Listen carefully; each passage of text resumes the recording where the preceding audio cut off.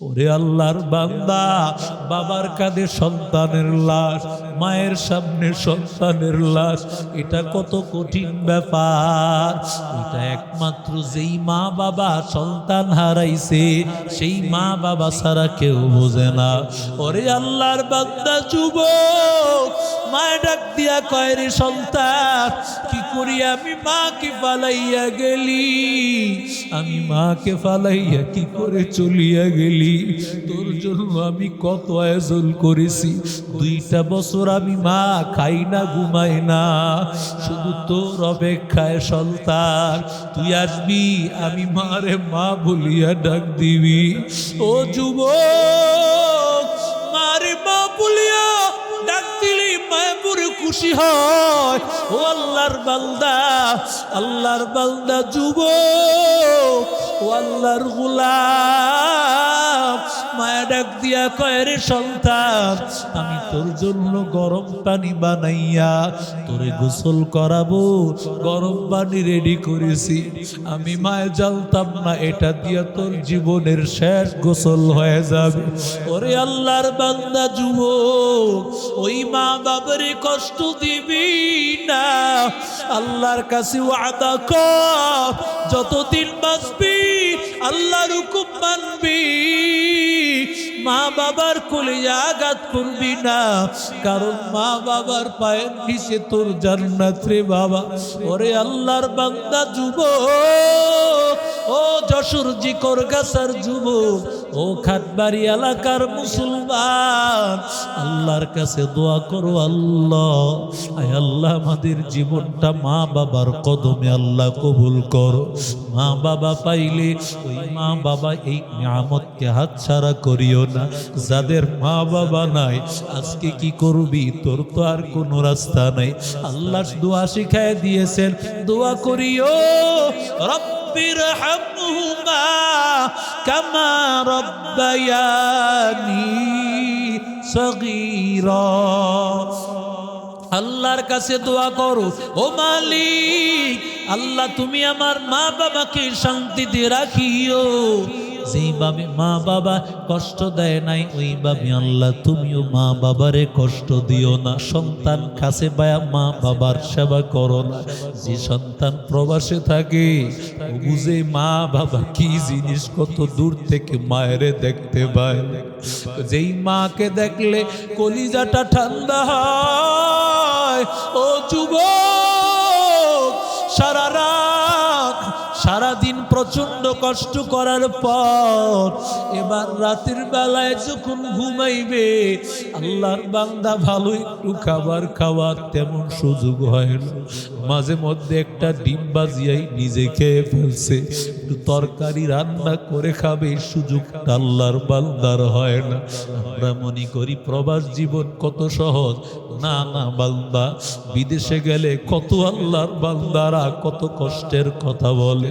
ওরে আল্লাহর বান্দা যুবক, মাঝে মধ্যে ওই বাসি খাবার পুরাতন তরকারি দিয়া কোন রকম খাইয়া ঘুমায়া যায়, কারণ সকালবেলা হইলে ডিউটিতে যাবে আল্লাহর বান্দা। কারণ যদি ডিউটিতে না যায়, মাস শেষে 1 তারিখে বেতন দেশে পাঠাইতে হবে। বিবি আর সন্তানেরা তার চেহারার দিকে তাকায় আছে, মা বাবায় তার চেহারার দিকে তাকায় আছে।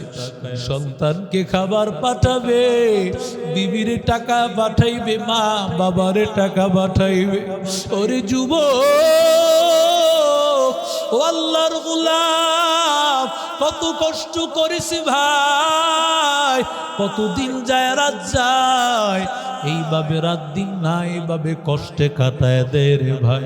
নিজের আপনজন মা বাবা নাই, ভাই বোন নাই, আত্মীয় স্বজন কেউ নাই রে বাবা। ওরে আল্লাহর বান্দা যুবক, ও আল্লাহর গোলাম, মা কেমন একটু চিন্তা করনে বাবা, মা কেমন তোমার আপন। সিলেটে বাড়ি, আল্লাহর বান্দা লন্ডনে থাকেন, কিন্তু আল্লাহর বান্দা আজকে 2 বছর হয়ে গেছে বিদেশ চলে গেছে। 2 বছর যখন বিদেশ চলে গেছে, ওদিক দিয়া মার খাবার দাবার সব বন্ধ হয়ে গেছে। মায়ের খাবার খায় না, মা বাবার সাথে ভালো করে কথাও বলে না। ওরে আল্লাহর বান্দা, কলিজার সন্তান বিদেশ, সন্তান দেশে নাই। ওরে আল্লাহর বান্দা, 2 বছরে 4টা ঈদ, মার ঈদগুলো এমন ভাবে কেটেছে মনে হয় যেন এত কষ্টের ঈদ আর হতে পারে। 2 বছর পরে হঠাৎ করে যখন খবর এসেছে সন্তান দেশে আসবে, এবার সন্তান সিলেটের বাড়িতে আসবে, যখন আল্লাহর বান্দি মা এই কথা শুনেছে, মায়ের আনন্দের কোনো সীমা নাই, মার আনন্দের কোনো সীমা নাই। মা কত আনন্দ, মা আনন্দে সন্তানের জন্য রাত দিন বিভিন্ন আইটেমের পিঠা বানাইতে শুরু করে দেয়। মেয়েরে ডাক দিয়া বলে, মেয়ে আমার, তোর ভাই আসতেছে, তোর ভাইয়ের জন্য বালিশের কভারটা নতুন লাগ, বিছানাটা নতুন বিছা, কারণ তোর ভাই আসবে আজকে 2 বছর পরে তোর ভাই আসবে। মা এতদিন পর্যন্ত বাবার সাথে কথাই বলতো না, একটু হাসি নাই, একটু আনন্দ নাই, একটু খাবারও খাইতো না।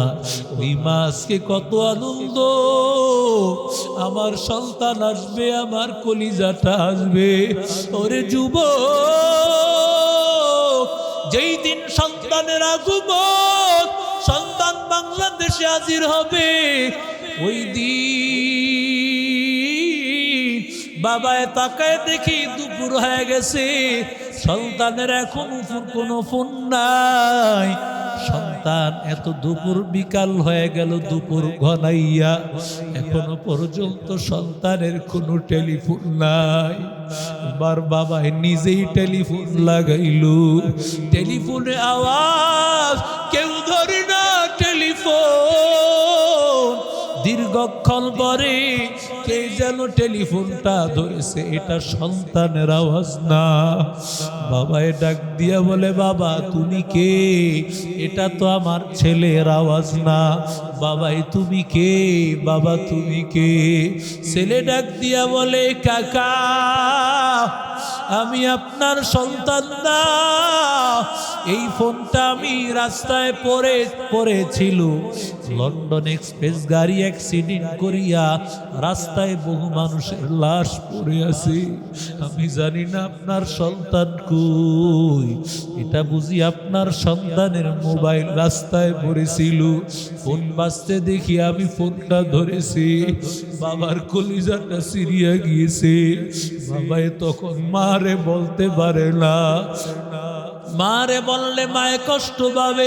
মাকে বলতেছে, তোর সন্তান আমি আগাইয়া নিয়ে আসতেছি, অপেক্ষা কর।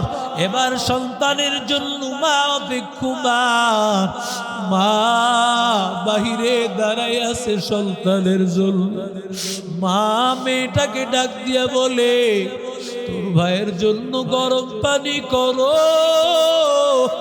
কারণ সফর থেকে আসলে ক্লান্তি দূর হবে গরম পানি দিয়ে গোসল করলে। বোনটা ভাইয়ের জন্য গরম পানি করে রেডি হয়ে আছে, সব প্রস্তুতি নিয়ে হাজির। ওদিক দিয়া বাবা একেবারে গাড়ির সামনে চলে আসছে, তাকায় দেখে লাশ, লাশের পরে লাশ পড়ে আছে। একটা একটা লাশের মুখ থেকে কাপড় সরায়, এক পর্যায়ে তাকায় দেখি ওর সন্তানের লাশ। বলে, এটা আমার সন্তানের লাশ। ওরে আল্লাহর বান্দা যুবক, বলে এটা আমার সন্তানের লাশ। ওরে সন্তান, তুই কি করিয়া তোর মার একবার মা না বলিয়া চলে গেলি? তুই কি জানো না রে সন্তান, তোর মা আজকে 2টা বছর আমার সাথে কোনো হাসি নাই, কথা নাই, খাবারও খায় না, ঠিক মতো কথাও বলে না। তুই আসবি বলিয়া তোর মা আজকে কতদিন পর্যন্ত পিঠা বানাইতেছে, কত আয়োজন করিয়া প্রস্তুতি নিয়া তোর মা বসে আছে। ওরে আদরের সন্তান, এই 2 বছরে 4টা ঈদ আমি তোর মায়ের জন্য ঈদের সময় ভালো কাপড় আনিয়া, জুতা আনিয়া তোর মাকে দিলাম। আমি বললাম কাপড়টা পরে নিও, জুতাটা পরে নিও। এই কথা বলিয়া আমি ঈদগাহে চলে গিয়েছি। ঈদগাহ থেকে ফিরে আসার পর আমি তাকায় দেখি তোর মা নাই। কোথায় গেল তোর মা? নিচতলায় কোনো ঘরে তালাশ করে পাই না। এবার আমি একটা পর্যায়ে সিঁড়ি বেয়ে বেয়ে দোতলায় চলে গেলাম। দোতলায় গিয়া দেখি তোর ঘরের মধ্যে, তোর কামরায় ওয়ার্ডরোব থেকে তোর কাপড় চোপড় নামাইয়া তোর মা কান্না করতেছে। আমি বললাম, সন্তানের কাপড় নিয়া ঈদের দিন কেন কান্না করো? মায়া ডাক দিয়া বলে, ও আল্লাহর বান্দা, তুমি তো জানো না এই সন্তানটাকে 10 মাস 10 দিন আমি মা গর্ভে ধারণ করেছি। আমি মা বুঝি সন্তানের কত মায়া, সন্তানের কি কষ্ট।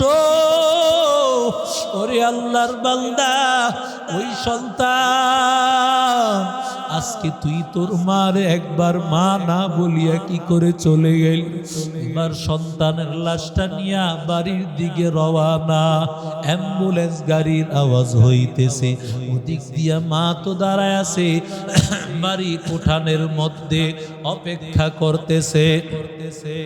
এমন সময় দেখে অ্যাম্বুলেন্স গাড়ির আওয়াজ। এমন সময়ে বলে, কার জানি কপাল পুড়ে গিয়েছে, কোন আল্লাহর বান্দার জানি কপাল পুড়ে গিয়েছে। তাকায় দেখে অ্যাম্বুলেন্সের গাড়ি ওর বাড়ির উঠানে হাজির। বাড়ির উঠানে অ্যাম্বুলেন্সের গাড়িটা চলে আসছে। মা একটা দৌড় দিয়ে অ্যাম্বুলেন্সের গেটটা খুলে দিল। খুলে ফেলার পর লাশের মুখ থেকে কাপড়টা সরাইয়া দেখে এটা আর কারো লাশ না, এটা তার সন্তানের লাশ। ওরে যুবক, সন্তানের লাশ। ও আল্লাহর বান্দা, ওরে যুবক, ও আল্লাহর গোলাম, ওরে নবীর আশিক উম্মতের দল। মায়ের সন্তানের লাশ, মায়ের সামনে সন্তানের লাশ। ওরে আল্লাহর বান্দা, বাবার কাঁধে সন্তানের লাশ, মায়ের সামনে সন্তানের লাশ। এটা কত কঠিন ব্যাপার। এটা একমাত্র যেই মা বাবা সন্তান হারাইছে সেই মা বাবা ছাড়া কেউ বোঝে না। ওরে আল্লাহর বান্দা যুবক, মায়ের ডাক দিয়া কয়, রে সন্তান, কি করি আমি মাকে ফালাইয়া গেলি? আমি মাকে ফালাইয়া কি করে চলিয়া গেলি? তোর জন্য আমি কত আয়োজন করেছি। 2টা বছর আমি মা খাই না, ঘুমাই না, শুধু তোর অপেক্ষায় সন্তান। তুই আসবি, আমি মারে মা বলিয়া ডাক দিবি। ও যুবক, মারে মা বলিয়া ডাক দিলি মায়া পুরে খুশি হয়। ও আল্লাহর বান্দা, আল্লাহর বান্দা যুবক, ও আল্লাহর গোলাম, মায়া ডাক দিয়া কয়, রে সন্তান, আমি তোর জন্য গরম পানি বানাইয়া তোরে গোসল করাবো, গরম পানি রেডি করেছি। আমি মায়ে জানতাম না এটা দিয়া তোর জীবনের শেষ গোসল হয়ে যাবে। ওরে আল্লাহর বান্দা যুবক, ওই মা বাবারে কষ্ট দিবি না।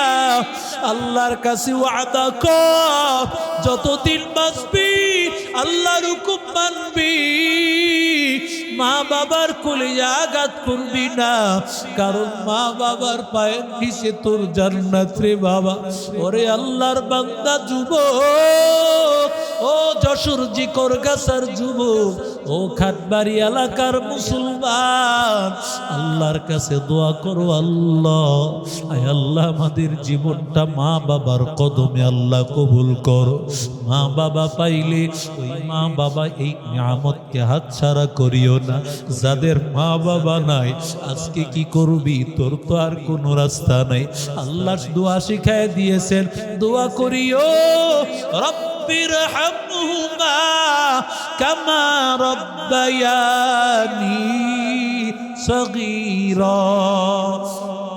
আল্লাহর কাছে দোয়া করো, ও মালিক আল্লাহ তুমি আমার মা বাবাকে শান্তিতে রাখিও।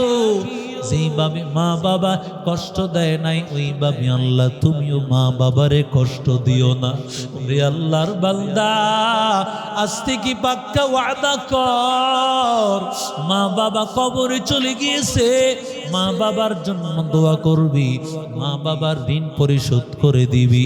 আর মা বাবার বয়সের কাউরে পেলে তুই মহাব্বত করবি, তাকে সালাম দিবি। মার বয়সী খালা থাকলে, চাচি থাকলে তার কাছে এমন কিছু হাদিয়া নিয়ে যাবি যেটা তোর মা ভালোবাসতো, এমন কিছু তারে নিয়ে দে। মা বয়সের কোনো আল্লাহর বান্দা চাচা থাকলে, মামা থাকলে, বাবার বয়সের তাকে সম্মান করো। এলাকায় কোনো মুরব্বি বাবার বয়সের থাকলে সম্মান করো।